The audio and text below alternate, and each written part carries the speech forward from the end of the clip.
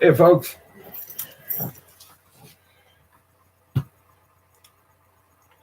But yeah, I guess you could tell from the hey Timo, from the title of the live stream, we're going to be talking about lost gold today. And some people know the more of the stories than I do. I've been kind of trying to dig up stuff when I can. Hey, Nina. But it's a very intriguing story, and it takes place close to my uncle's camp. Not that far away. I think our camp is like maybe 10 miles away from it, if that. But this is everything starts in June of 1863. A small detachment of Union soldiers left Wheeling, West Virginia, on a secret mission they would never complete. So, hey, moms. So to get things started, it was Union, so it was the Army of the North. We're leaving Wheeling, West Virginia. Now, the idea was that they were going to Philadelphia, and they're hitting checkpoints along the way. So, but they had to disguise everything. It wasn't like they had like this big armored wagon. The soldiers and the civilian guide no doubt wondered why they were playing nursemaids to a wagon full of hay. But only the young lieutenant in command knew the modified wagon contained a false bottom that contained a hidden shipment of gold bullion worth 2 million. That's 2 million at their time. It's significantly increased by modern day standards. Hey, Backwoods, how you doing, buddy? There's Mickey. Hey, Mickey. Okay, Murder. Your camp's in Benazet. We have a camp that's in between Benazet and Driftwood up on the mountaintop. So, I mean, we're nice and close to you, too. Okay, we'll go. It doesn't say how many days later. It just says days later in this story. Days later, the 8 soldiers and the bullion vanished. In current dollars, the cargo of 26 bars of pure gold would be worth about $33 million. Remember that number 26 because I read a couple of conflicting stories about how many bars were actually there too. So this is something keep our eye out for that. Although the gold remains unaccounted for to this day. An active search appears underway by the FBI and the Pennsylvania's Department of Conservation and Natural Resources. Government's involved now, and the thing about it is it was federal money. Let's face it, it was federal money, and the people who supposedly found it, and we're going to get to them here in a little bit, just wanted to return it. But the FBI is saying, well, we'll get to that too. But the people who wanted to return it, that found it, got run off. So we'll go back in time here. The hush hush journey took the military convoy into the dense timberland of north central Pennsylvania to avoid the possibility of encountering Confederate patrols. The thing about it is, if you know if you know this state's Civil War history, everybody thinks everything happened around central Pennsylvania, over around Gettysburg and everything else. There were patrols of both Union and Confederate in Pennsylvania in that area, and it was like it was kind of like modern day submarines. It was cat and mouse. They would want to be up on a mountaintop, want to be down in the valley, or vice versa, and they'll be trying to outdo one another and then take each other out. So, oh, no doubt, Timo.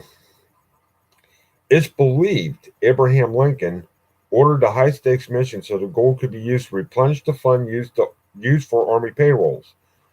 The gold was supposedly headed to the Philadelphia Mint, which it makes sense why they brought it up there, because from Wheeling, West Virginia, to go straight to Philadelphia, they're going right through the middle of Gettysburg and everything else to get there. So they had to go way up north and circle around to the east and then work their way back down to Philadelphia.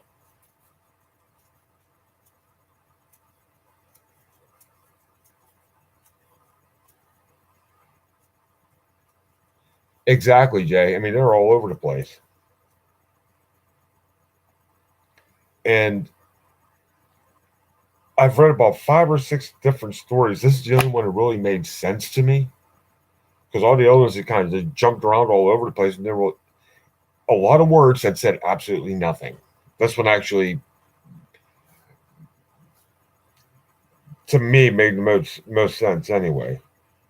And at this point, the story starts getting a little bit murky about what happened to the people that were actually on that mission. The lieutenant heading the mission reportedly battled a fever throughout the journey. Before the detachment reached St. Mary's, which isn't far from minor murderers camp anyway, or I should say my uncle's in Murder Inc.'s camp anyway, um, the lieutenant suffered a seizure because of the fever. And I think that's all we hear about the lieutenant.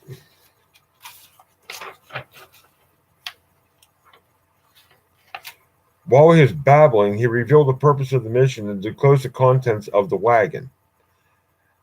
Big mistake. After spending the night, the detachment left St. Mary's and headed for Driftwood, the last time the lieutenant or the 8 soldiers were ever seen alive.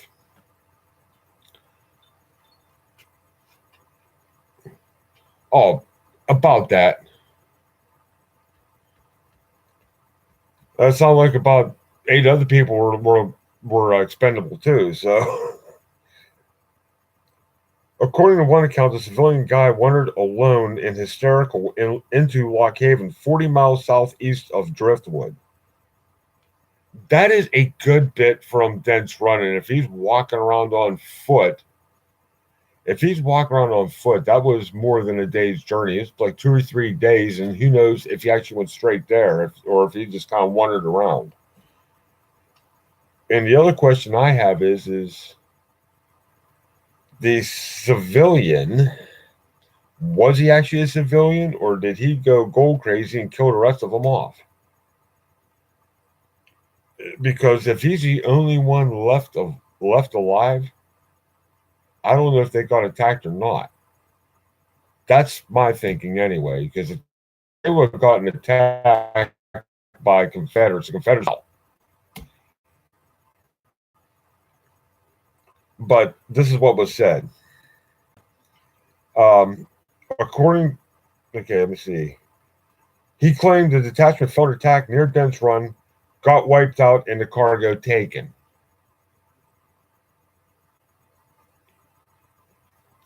Yeah. Unless he's seen it coming and he am straight out of there. And he's being a patsy of some sort.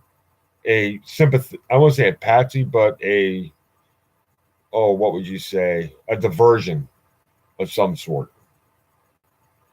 He did not identify the attackers. That's another red flag for me.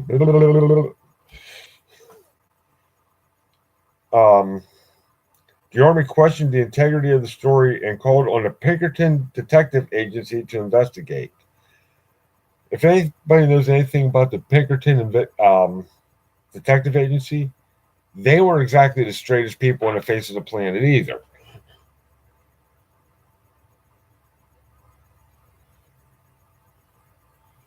Oh, no doubt, murder. That is what I was thinking as well. It says, okay, he knew about the attack, and since he was like a civilian guide, if he's a sympathizer and he knew where to put the Confederates in there, he could lead them right.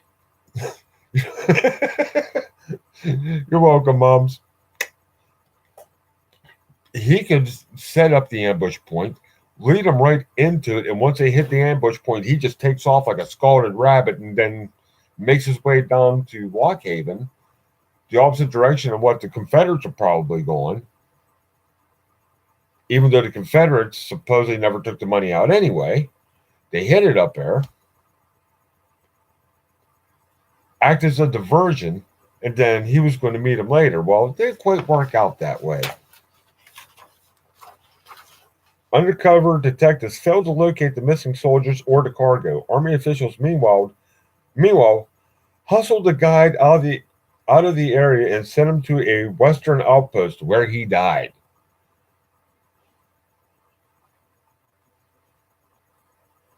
Oh, exactly, moms. Several years later, authorities recovered human skeletons at Dents Run. The remains thought to be the missing soldiers. The gold, however, remained missing. Hmm. Treasure hunters continued their quest to find the missing cargo, but haven't encountered much luck. So we're stepping into modern day here. In an effort to recover the treasure, An effort to recover the treasure has been underway since 2005 by a man named Dennis K. Parada and the company he owns, Finders Keepers, a lost treasure locate and recovery service.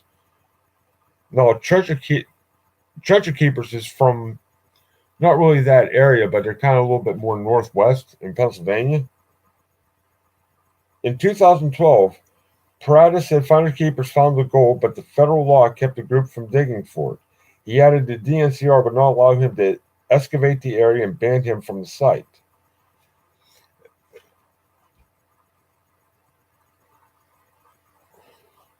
And the thing about it is, in a way, the DCNR is actually following the letter of their law. Um, I looked into it. I thought for anything valuable like this, that you could still make a claim in Pennsylvania. You cannot. You can still make claims in California. You can still make claims in Alaska and a couple other states, but you can't do that in Pennsylvania on public land. Like if you read the DNCR's law, you're literally not allowed to grab a dead stick off the ground and carry it out. Even though they don't say anything, it's kind of like one of those things they overlook all the time because people use them as walking sticks. But you're literally, by the letter of their law, you're not allowed to do that. You're not allowed to pick flowers, pick up leaves, whatever. You're just allowed to walk through there, hunt it, and get out. Okay, and the time that this was written, this week, FBI agents and members of the DNCR were on site in Elk County. Now, this went down a couple months ago. See, that's what I was thinking too, but there's a problem with that, Backwoods, especially with that much gold. Now, if you found that gold and kept it to yourself till after SHTF, you'd probably be in great shape, awesome shape. Be honest with you. But in today's day and age, before SHTF, if you try doing anything, you're going to get questioned up one side, down the other.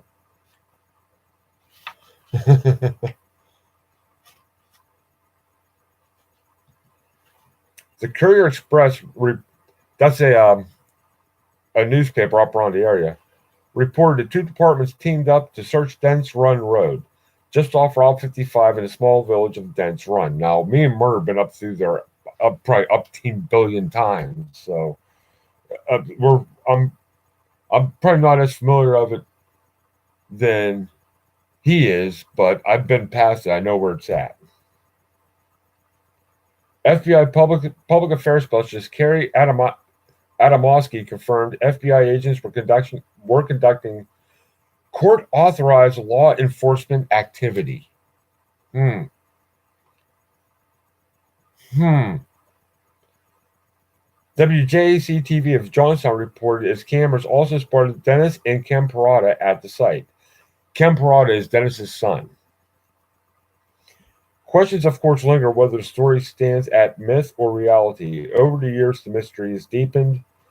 According to various reports, the U.S. Army discovered dead Army mules near Dents Run.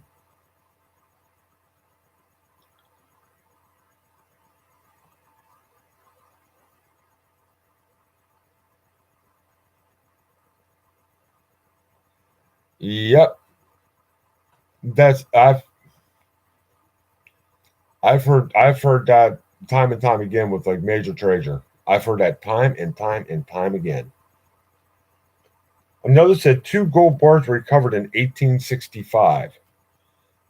Yay. And a survey crew allegedly found the bones of 3 to 5 humans scattered across the area near a spring. So that could be them. It could not be them. Who knows?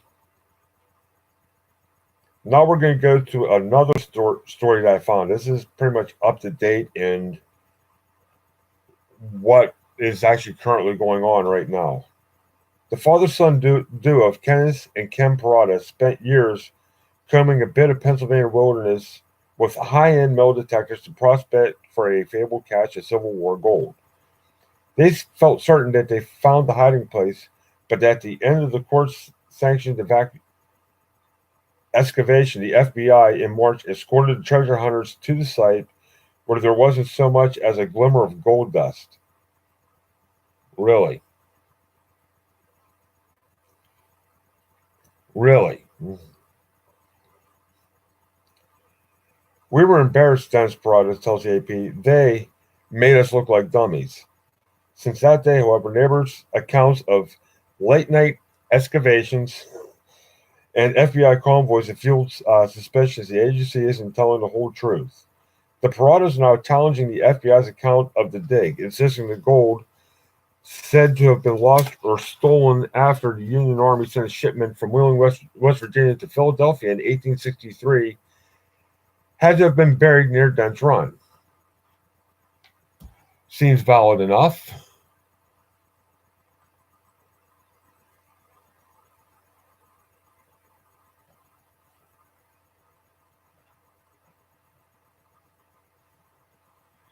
Yeah, that's what I'm getting to here. The Paradas spent 7 years digging before going to the FBI in January with their evidence, so they found something. They said the FBI then hired an outside firm to conduct an underground scan, which ID'd a large metallic mass with gold density. Now that's the feds that found that for the Paradas. While the Paradas were there, I should say. So there we go. The lost shipment is said to have had up to 52 bars, twice as many as the 26 I told you about before. Okay. So the number of the bars kind of jumped a good bit by 100%. So each weighing 50 pounds, worth about 50 million today. The process of the scan detected a much larger quantity of metal, 7 to 9 tons, which could be worth more than $250 million. They were sent from the site. They're sent from the site by the FBI that day in March, but they didn't think the FBI left. Federal investigators, meanwhile, say the search came up empty, adding cryptically, its work here was tied to an ongoing investigation. Right. Ongoing investigation to pad your pockets. There you go. An FBI rep says court documents on the dig are sealed. That's another red flag. If they didn't find anything, why do they have to seal the documents? Really? Really? More here on the neighbor's excavations claim the black SUVs, they say, converged on the site and a court battle could ensue.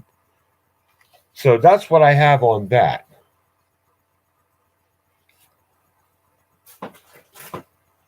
Yeah, so I'm thinking either back in the day they lowballed it or right now they're highballing it. One of the two. Oh, that's a ton of gold. And the thing about it is the way I look at it, I was going to use this for one thing. I've always liked the treasure hunting aspect of it, even though I don't have enough money I got a little bit of equipment to actually do it. But the money to actually take the time off to actually do it and do it right, I don't have. Even though there's a couple hunches I want to work. Because also up in that area, you had Unions and Confederates during the Civil War running around with their gold and trying to avoid each other. If you go back even earlier in time, I'm talking before the Revolutionary War, before the French and Indian War, before all that, there's another group of people that are running around hiding treasure up there. because nobody ever went in there except for a couple um, tribes of Indians that the Jesuits were friendly with. And that I just said, the Jesuits. There's supposedly Jesuit treasure all through those mountains up there, someplace.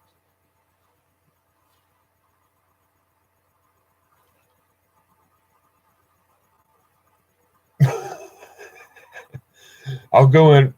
Let me see if I. Me and Mert will go up there, sneak in, get about 4 or 6 gold bars. I have to figure out which way to differentiate the males and the females, and we'll bring them back. We'll set them in the middle of the garage, and we'll start a gold mill, kind of like a puppy mill for gold. How's that sound?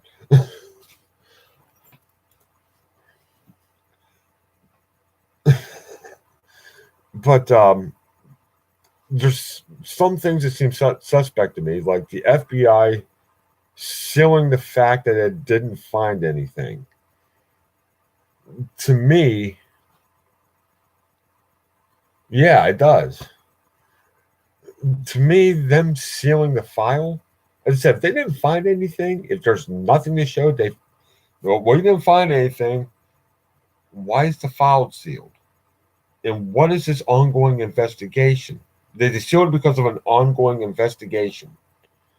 Is this an ongoing investigation from the Pinkerton? And they're made that retroactive? Because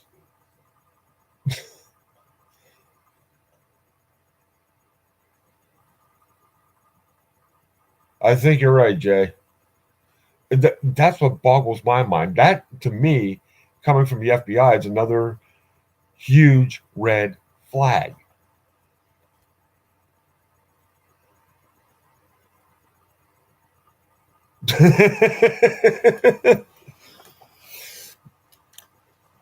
No, I just to change the subject for a second. Where did you get busted for picking wildflowers at, Mums?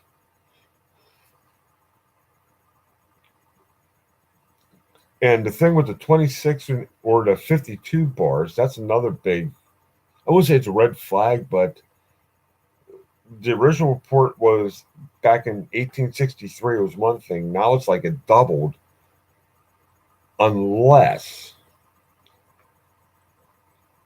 there is one little thought I had on that. Oh, down Crooked Creek? Yeah, okay.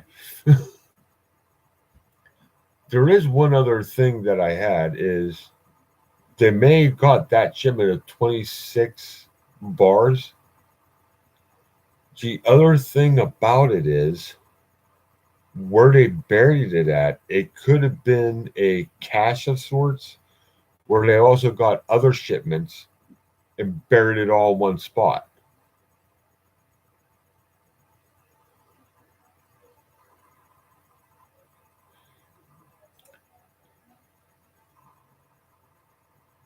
Yeah, they do. See, or Mom's just talking about Crooked Creek Dam. We used to go up, there's a horse park. Did you know about the horse park? I was up on the hill. We show out that horse park. Well, I used to, my parents still do every now and again up at Crooked Creek. A little slight change of subject, but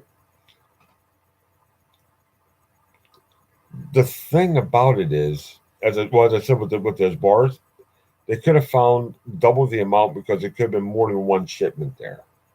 That's a possibility as well. And I said I wanted to work a hunch up around there. That kind of started revolving around that, but now I'm not so sure because I found a couple things around camp that didn't quite add up either. That's why I'm going to keep my mouth shut till I know what I got. And that's all I'm going to say about that. But in one way, what I was kind of looking at this is a governmental abuse of power. Even though it is their money, okay, these people found the money. It's the government's money. They know that. They don't start a business like this to get gold for themselves and make themselves rich. They do this as a service, and they expect compensation for their service for returning it. And the government just like, you know what, get out. Just get out. We're taking it all.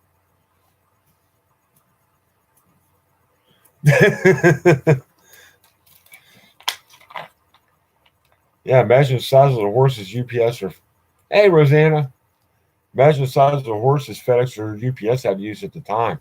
And if you ever been up around that area, Mums and Murder can tell you exactly. That's what I was going to say. Say Murder. That's the standard. It's a 10% finder's fee. The government gets the rest. I've heard of deals like that hundreds of times over. They find treasure hunter finds the gold. They do the right thing. They turn it into the government.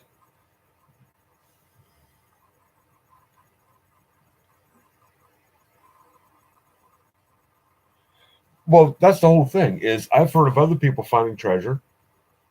They got involved with the federal government. They did all the paperwork they're supposed to do. So I think it may be something with finders keepers as well. They did the paperwork. The government gave them 10%, like that, no questions asked. There you go. Here's your finder's fee. Because the whole thing about it is, if you hang on to it, now you're doing the illegal act.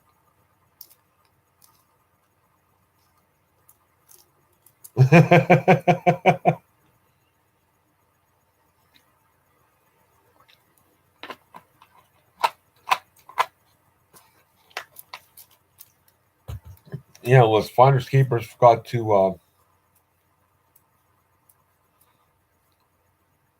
And see, I was thinking the same thing, but you still run into a problem with that much gold. Someone's going to want to know where you got it from.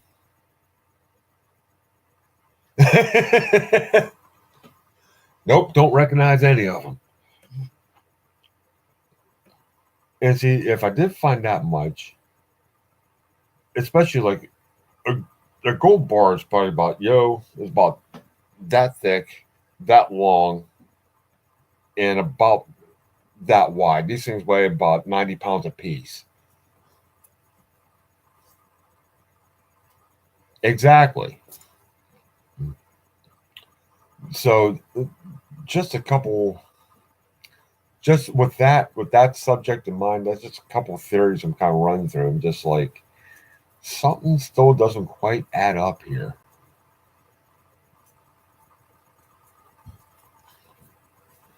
Oh, I know, and it seems like each state's different, way different. Because off of Florida, there's people find treasure, huge amounts of treasure all the time.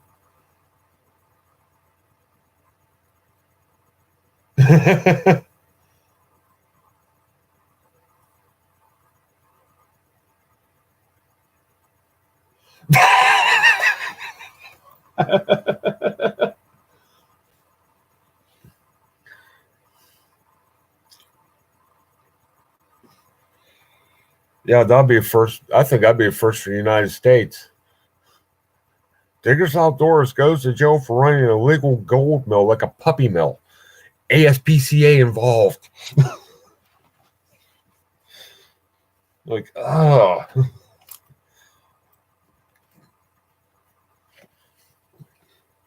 But that's one of the things that kind of intrigues me. Um,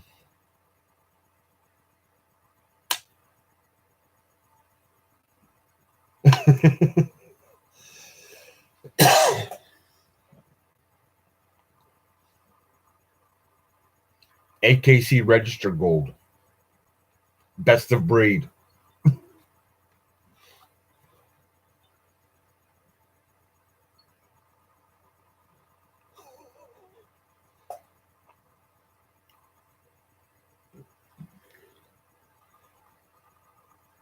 But I hope that's all I really have on that for right now. That went a little bit quicker than I expected. So I hope you folks enjoyed that anyway. It's just some things to me just didn't quite add up. And from the story that I found, it actually makes sense. And to the modern day, what I gave you,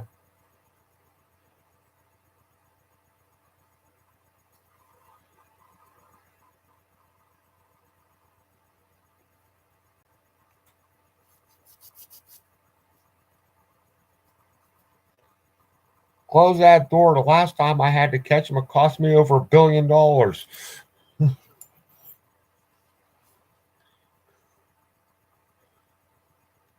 2 little nuggets.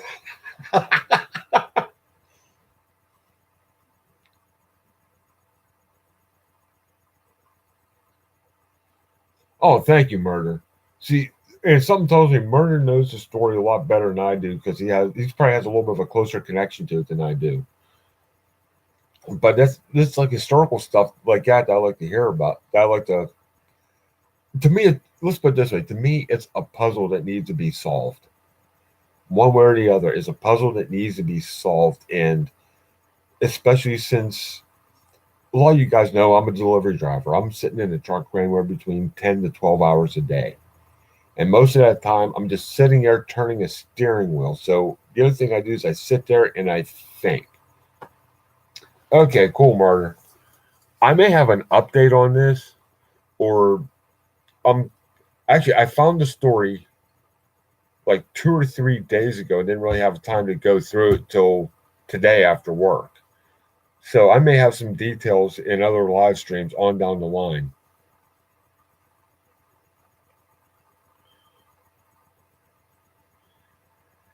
Yes, it does.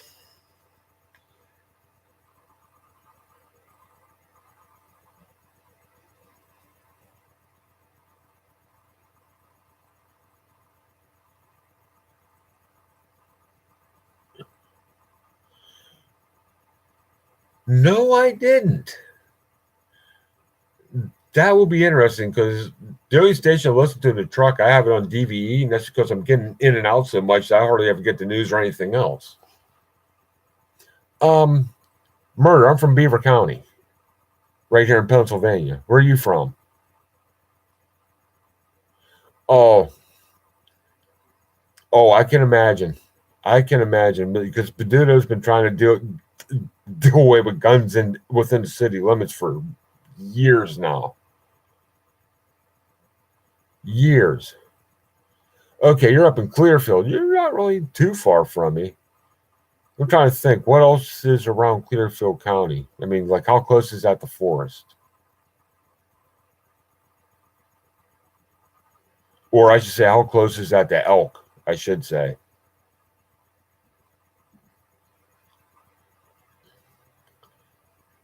Yeah, because from where I live to get up to our campsite, it takes us almost exactly 3 hours.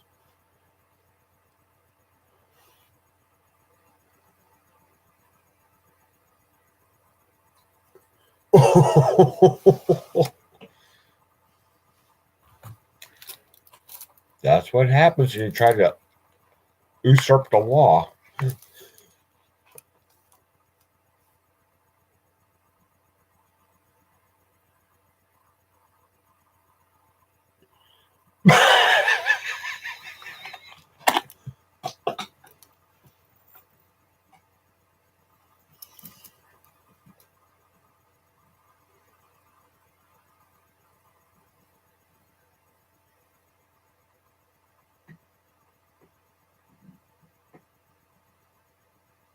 Oh, okay, Cindy. Yeah, you're up out in the Northeast, correct? Oh, okay, okay. I have a good idea where you're at. And Siegel. I used to know where Siegel was. There's so many little towns up in there. It's kind of hard to keep everything straight.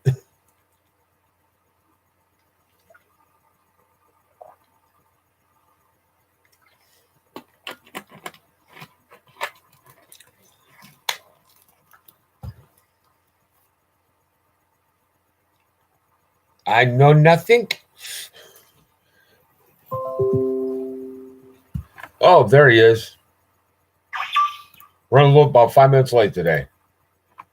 Okay, okay. I know about where you're at then too, moms.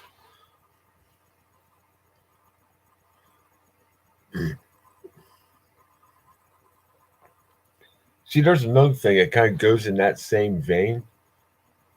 Give me 1 second. I have to go over here to my 3 shelves worth of library over here, and I'll be right to back.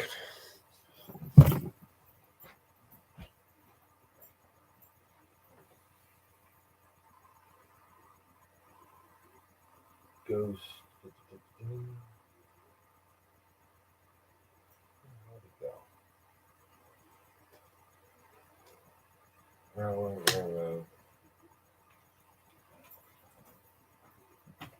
need my buddy. Sorry.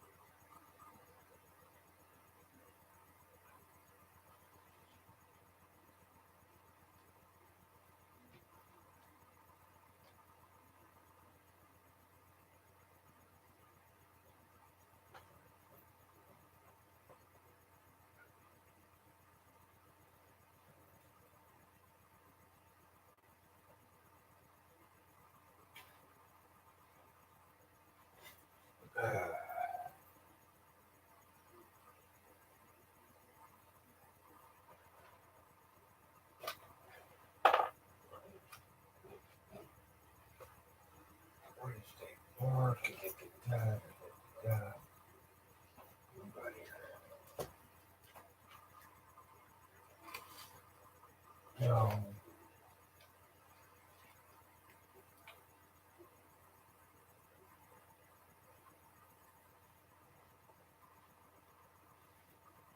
No, not yet, bud.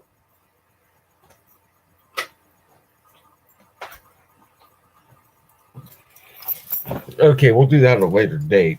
But I have another book I may pull out.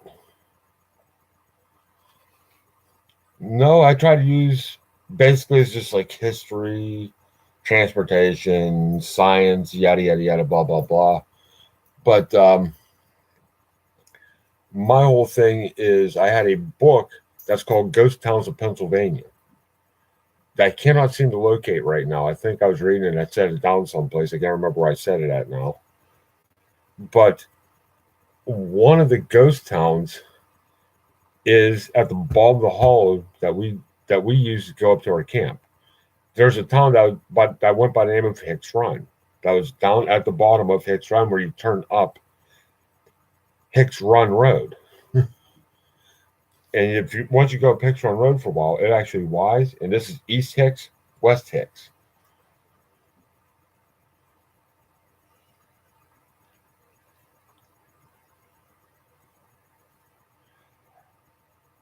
No bong behind the books. Can't do that, Tim. Can't do that. Yeah, Jay, I know. It done poofed on me. Oh, ghost, really? But that book in and of itself is kind of interesting because that's like the history. Anytime I could go to some place that was just that was recorded in history,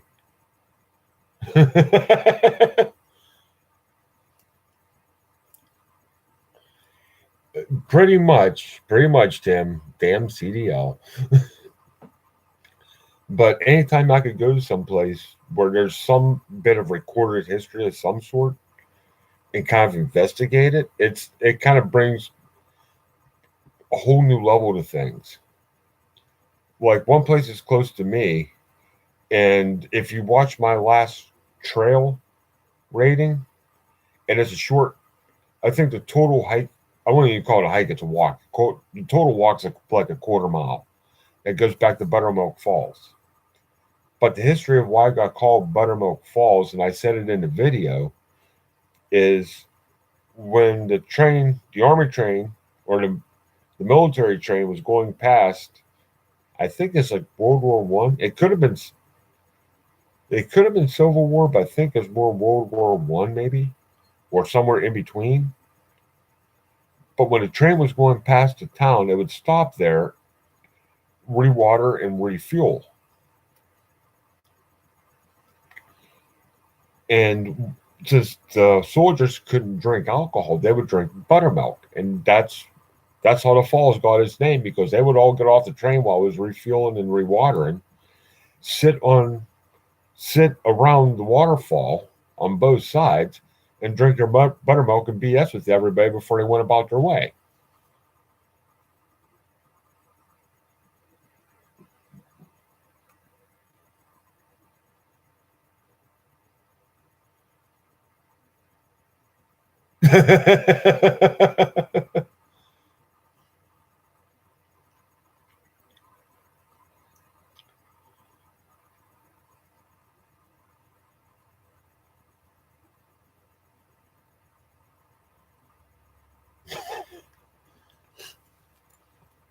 And so, like, just around here, around this area, Pennsylvania, in and of itself, I mean, Cindy, Momslayer, and Murder Inc. could probably tell you around their areas, and anybody else who's interested in history of Pennsylvania, especially in their area.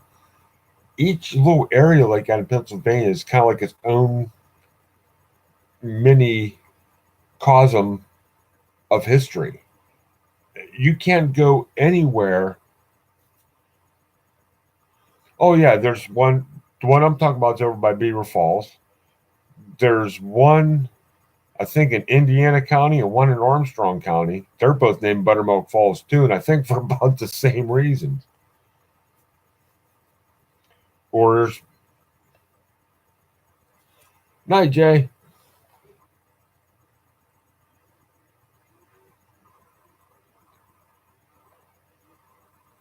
I'm already braced for the Siberian Express. I just hope it holds off till I get home on Friday.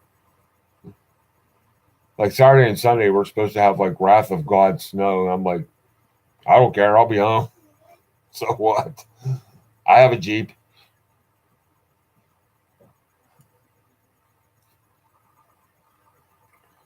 But like around here, um, down in Amherst, you have an area called Old Economy, which is actually in that Ghost Town book, even though it's still there. Night, Nina. Um, Old Economy is still down there, and that is where the Economites started, which were also the Harmonites. And they went from there to New Harmony in Ohio, then came back to Harmony in Zelienople. There are, yeah, get this, there are two Harmonies in Pennsylvania, on this side of Pennsylvania, that are less than 25 miles apart from each other. And they're named for the same people at different times, but the same group of people. And those are the Harmonites. The Economites, now that I think about it, never left the economy because they did not believe in procreation. Go figure that one out. We have to keep this order going, but we can't make kids. So we got to figure something out. And they never did.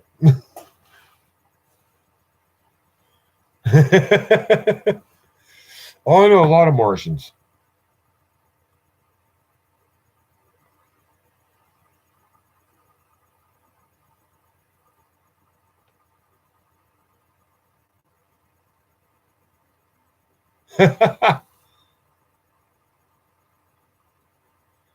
Oh, pretty much. Pretty much, Timo. Yeah, Mickey. With what Backwoods said, Purple was a Martian. There's a town not, which is pretty much right next door to those two, and it's not far from me. That's called Mars, Pennsylvania. So if she's from Mars, Pennsylvania, technically she's a Martian.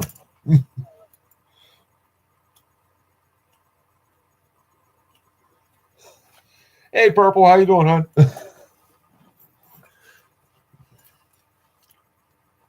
Yeah, I've been to Mars many a time. There used to be, well, the hobby shop moved. There was a nice little hobby shop down in Mars I used to go to all the time when I ran parts for Saturn.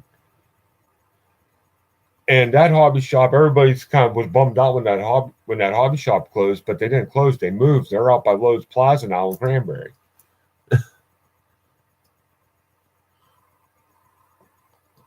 But there's a lot of ice cream can even wake up the most deepest of sleepers, especially if they're a dog. My dog could be sound asleep, snoring away. Someone goes downstairs and just quietly, you can't even hear the thing, open up the ice cream. And if my door's open, he'll sneak downstairs. He'll be sitting behind you like, okay, I'm ready.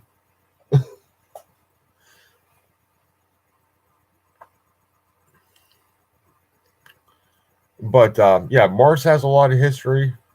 You go to Evans City. Evans City has a lot of history. Zillionople has a ton of it, and that's just the towns. Now, if you dig a little bit deeper into the town's history between the towns out in the country, the history becomes even richer because there's a lot of stuff that happened out in the country that affected the town, and vice versa. Some of the stuff that happened in the town affected what went on out in the country. So, I mean, it's the dichotomy there is just awesome. Because you can, if you get into, you can see how one fed off the other and vice versa.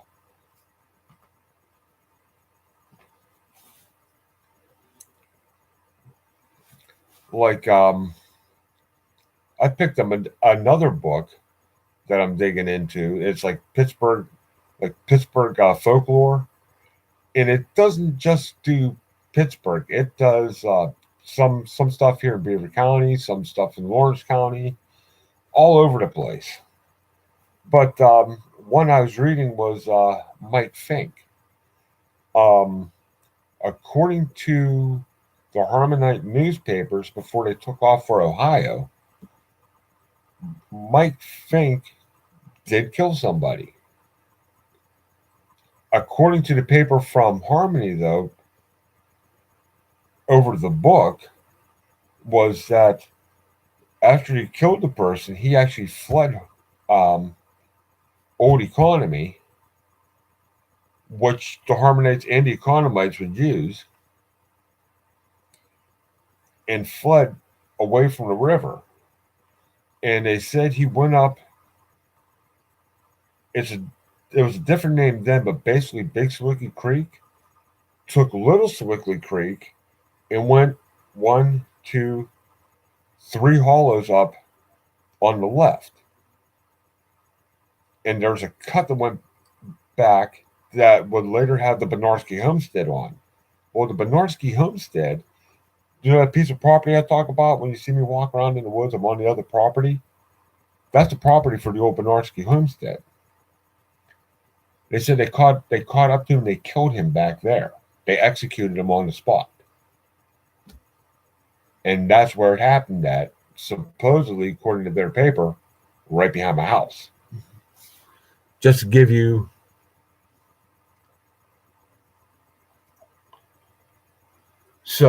just to give you an idea, like what the history is like around here. Now, the book says something completely different, so it's kind of neat to kind of dig through that and it's like, okay, what's the truth? What's folklore? What's myth? And what's the downright lie? Oh, he did. He did. The way the story goes with Mike Fink, according to the Harmonite newspaper, was what he would get drunk. He was a massive river captain, keelboat drunk that he would have somebody put a glass of whiskey on their head, and he would pace off about 50 yards and shoot it off the top of his head with his pistol. Well, he had his buddy do that. Well, what his buddy didn't know is he knew that his buddy was sleeping with his wife. So he's like, hey, let's do that trick with the whiskey. And his buddy's like, okay, because he's done with his buddy before. But he puts the glass of whiskey on his head, and Mike Fink shot him right between the eyes. Then took off.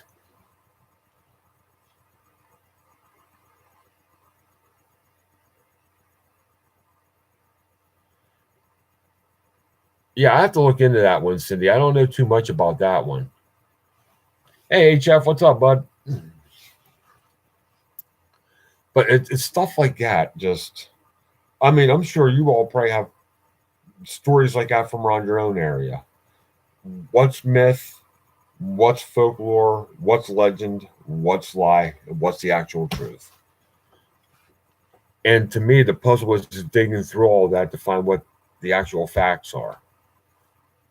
Sometimes I can't. Sometimes I can. It all depends on what if. Because Mike Fink,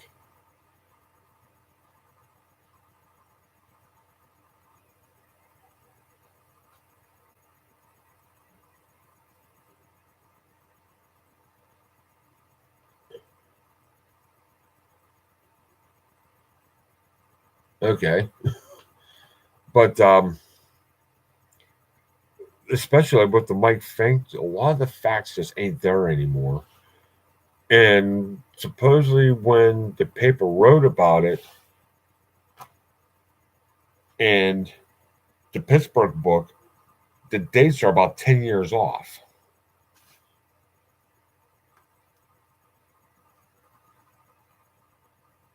Huh. Interesting. Very interesting.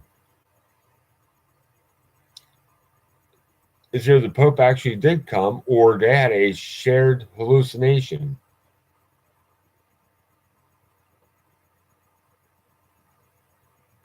Hey, that sounds good, Murder. Have a good night. Thanks for coming, buddy. And I'll let you know on that.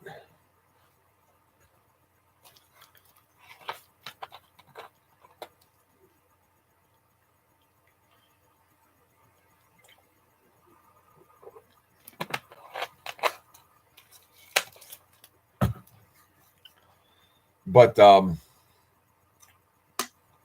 yeah, so you guys like the history? Because I'll probably try this again. Like I may make this, I'm thinking about right now, but like with my live streams, with my Tuesday live stream, I may make it like a once or twice a month thing. Just try to find a little piece of history and start like just do a half hour of it like I did today. If you guys thought that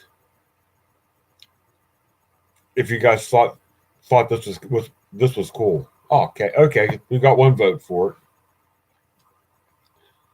So yeah, I may do that because to me it's kind of fun. I like stuff like this, and it's you kind of you kind of see where the puzzle lies. So, and that's one thing I found out with this stuff too is sometimes you have certain pieces of a puzzle that you're trying to work. So you present somebody the same pieces of the puzzle and they'll put together like that, or vice versa. That's happened to me before too. It's just like somebody will give me the pieces of the puzzle, like the historical pieces of the puzzle. I'll sit there, I'll think about it for about a minute and says, well, this probably happened, this probably happened, this probably happened, this probably don't check out what I said and I'd be right. Or like I'll give them the same thing. I'll check out what they said and they were right. So it's fun to work at stuff.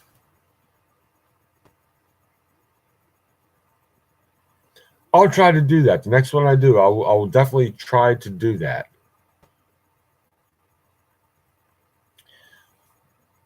And see, it's interesting you say that, old man, because Mike Fink and Davy Crockett in real life were protagonists of each other.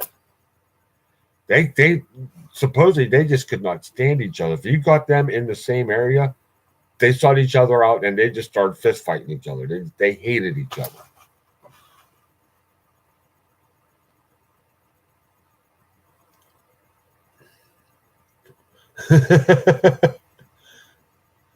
Well, coffee flavored ice cream.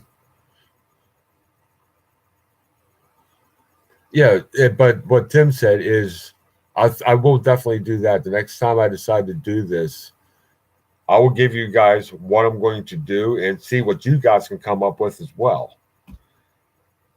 Which leads me to this is I may change my chat format so I can get other people in here. So like I'll give you guys what I'm going to talk about.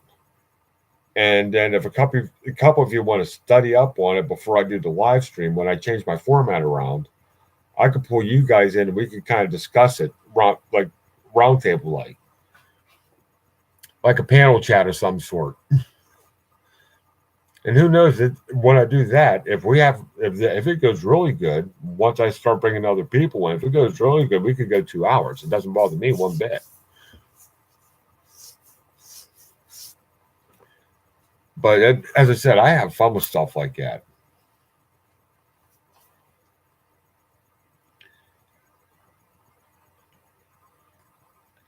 And talking about, as I was talking about treasure hunting, talking about that, and this is a ways off, but I already started getting my metal detector ready because I want to get back into metal detecting, which is another thing that I'm going to do on my outdoors channel, like do videos on it. The metal detector is pretty much set up. I have a camera mount on there for the GoPro, so I can actually mount the GoPro to the metal detector, so you can see me swinging it around, and you can hear the tones and everything. And the other thing I got is I have a bunch of Molly gear that I got for my hiking, and I found out like some of it was good, some of it was bad, but so I found a use for it.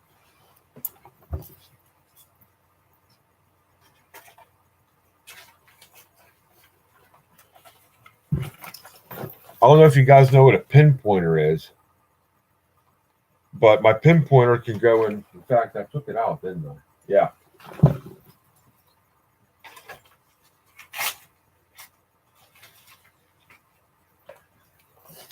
Once I get the plug out, I use this. It's called a pinpointer, and I don't know if you're gonna be able to hear it or not, but once I get the metal out of the plug, or once I get the plug out, oh, that sucks. I hate when that happens. But I stick this in the plug, and when I hit the metal, hear what it does when I get close to the metal. And you don't have to swing. You don't have to swing it. You can just go, and you found it. You can detect almost any type of metal, including aluminum. Everyone's like, "Oh, you can't detect aluminum." Oh, yes, you can. In fact, a lot of people will set their metal detectors up to what they call zero discrimination, because they want to find the aluminum not only to scrap it, but when they're going through an area, if they can dig the aluminum, especially if they think there's a lot of stuff in the ground, they'll go looking for the trash first. They'll pull all the trash out, then they'll go back through it again with the zero discrimination, looking for actual relics and coins and what have you.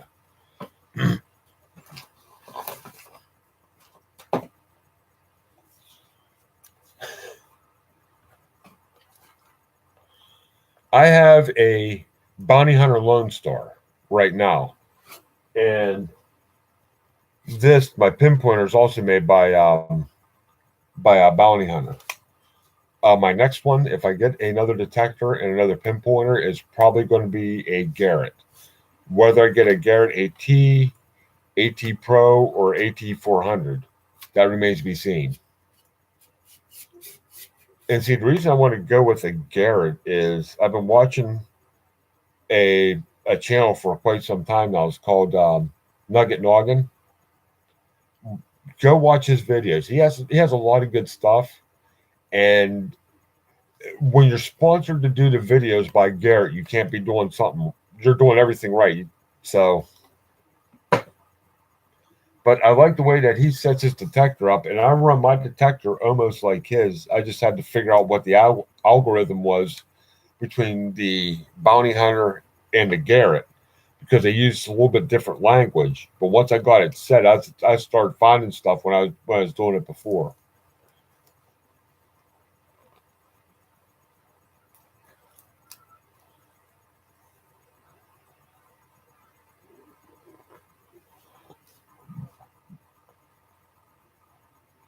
Now, where was that at, Moms? See, that stuff I love going after, that mystery. That mystery, like what happened here? That's the stuff I love.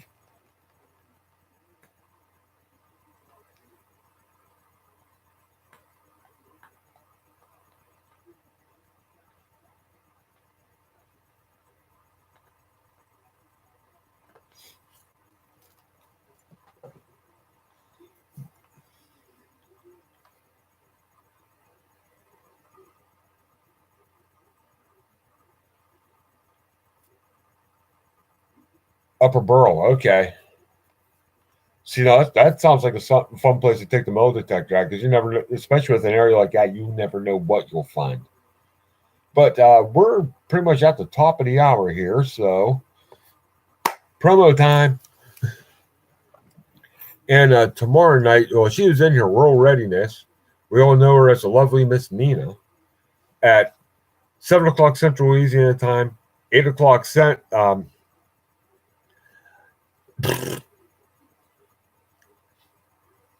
let me try this again. 7 o'clock Central, 8 o'clock Eastern is going to be Rural Readiness Chat on her own channel.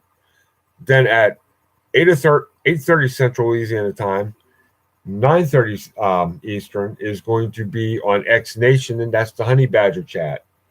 Say hi, Honey Badgers.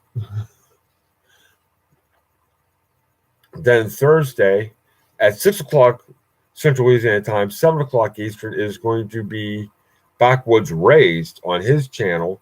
That's Nina's son. That's always a good time when he has one. So just keep your eyes open. White's is a good detector. And there's just to stop everything here. I'm actually thinking about maybe collecting a couple old detectors along the way too. So I'm actually looking for an older White. But back to what I was saying, Friday at 8 o'clock is the X Nation 2-hour panel chat. And then I do the after show after that. Saturdays is keep your eyes open because I'm thinking about maybe just doing a live stream on Saturdays just because I can. Maybe I should, maybe I shouldn't, but I'm sitting here, I'm bored looking at a computer screen. So I'm like, yeah, let's have a live stream. What the hell? you guys know how that goes, right? Then it's Sunday at 7:30 Eastern is going to be the Sunday sit rep, the Next Nation. And you guys need to come to that because there's a lot of important information that comes out of that. Monday, 8 o'clock on X Nation is Backwoods and Temo. Sometimes I'm on it, sometimes Brett or Survival Calm's on it. That's a good time too. So, I mean, especially last night, all that radio information, I have to go back and listen to that again because I kind of got lost in the sauce there a little bit, but I have to listen to that again because there's so much good radio and calm information in that chat that you guys will probably need to do that too. But I thank you guys for coming. I'm glad you guys enjoyed it. And y'all have a good night. Love y'all.